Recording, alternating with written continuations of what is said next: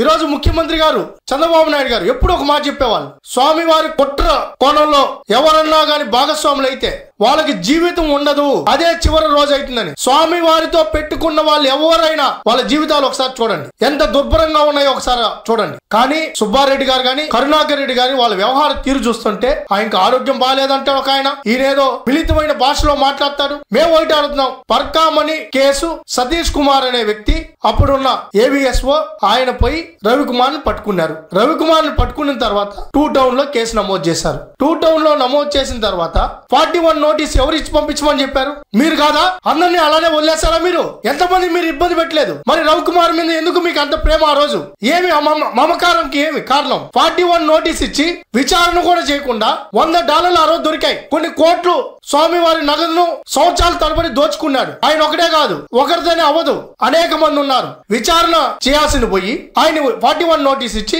ఫ్రీగా వదిలేసి జయచంద్రారెడ్డి అనే రవికుమార్ బినామీ కారులో సిఐ జగన్మోహన్ రెడ్డి, జయచంద్రారెడ్డి రవికుమార్ తో డీల్ మాట్లాడి ఇదే కరుణాకర్ రెడ్డి గారిని చెన్నైకి తీసుకుపోయింది వాస్తవా కాదా? పాండీ బజార్ లో మధ్యస్థం జరిగింది వాస్తవా కాదా?